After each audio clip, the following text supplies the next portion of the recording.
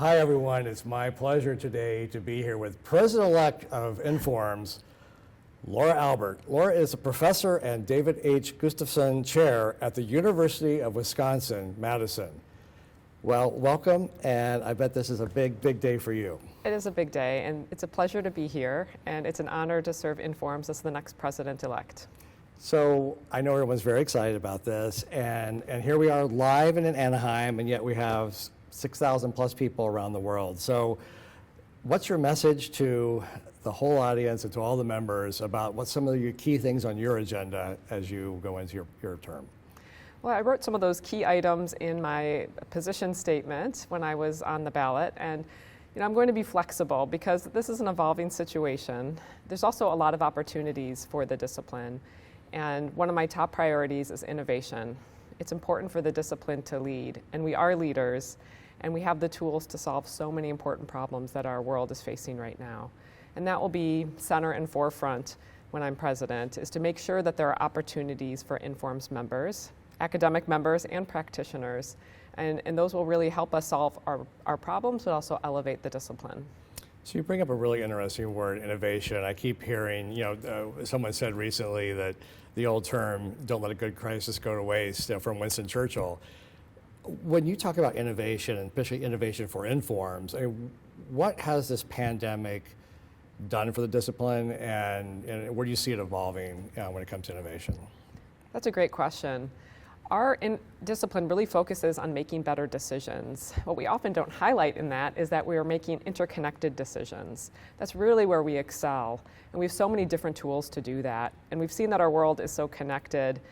And if there's a problem or a challenge or a supply shortage or a labor shortage, that there are ripple effects that cause a lot of pain in supply chains, public health, travel.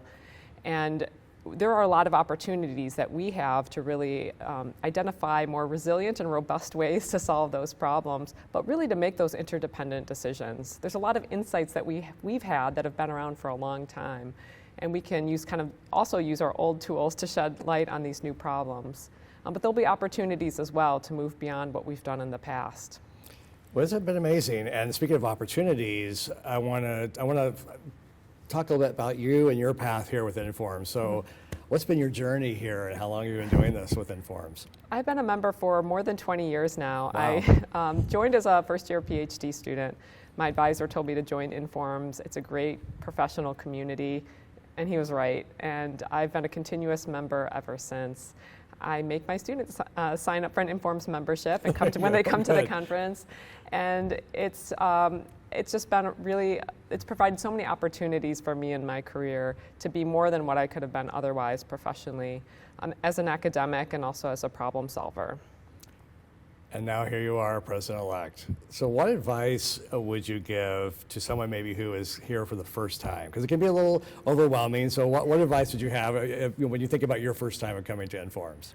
Well, you're really here to give a talk typically in the first time and to see some talks, but I would say that the ultimate goal is to build a network and start to connect with other researchers and other people solving these problems. And this intellectual exchange of ideas is really what happens here at conferences, especially at in-person conferences. Right.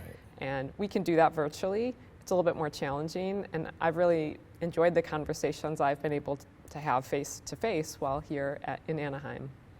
So I know there's a lot of different areas of Informs at the meeting that people can belong to and join. What are key highlights you would recommend to attendees, both virtually and in person, to make sure that they take part in? I love our annual meeting, but it's a little bit like drinking from a fire hose. There's a lot going on. The good news is there's a lot going on, and there's a lot of good opportunities. So I've encouraged, when I was talking to students this morning about just going to talks, introducing themselves to speakers, but then also looking at a few key events. There's a lot of special events where socializing can happen, and some of those include business meetings, which are usually pretty social and have a reception. And that's a way for them to kind of find their tribe within Informs and to connect with people in their area. There are also social events like the Women in OR and MS, WORMS, has a reception. The Minority Issues Forum has a reception. There's the big reception, which is big, but also pretty fantastic. And to introduce themselves to people there, revisit people they know or met during the conference to continue the conversation.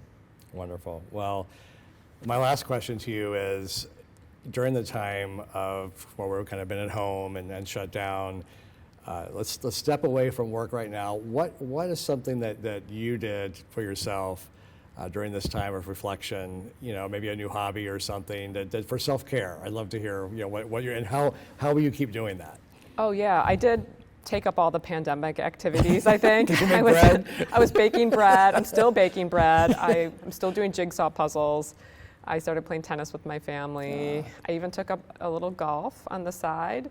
They're all good things. It's hard to keep it all going when we've come back, but to me, especially year 2 of the pandemic, I really felt like I needed to get out of my space and to challenge my mind. And so taking up new activities, that's when I took up golf. I was a very late adopter with golf in the pandemic, but it was really humbling to be really bad at something and to build skills. And golf gave me the opportunity for that. But I've had to keep my mind active because I don't have all the stimulation that I would have had face-to-face. Now, of course, I'm back teaching face-to-face and back working at the university. So the need for some of that has been replaced by the way it used to be. But my mind needs to be stimulated. Yeah, and I think there's a lot. I think we're giving ourselves more grace now in a lot of things, and I really feel like, you know, this is just you got to find that silver line, the opportunity, just like, you know, we're talking about with the pandemic and the growth of Inform. So, what a pleasure it's been to talk with you today. And Informs, you are in good hands, and you know, with our new president-elect. So, thank you so much for your time. It's been a pleasure. Thank you.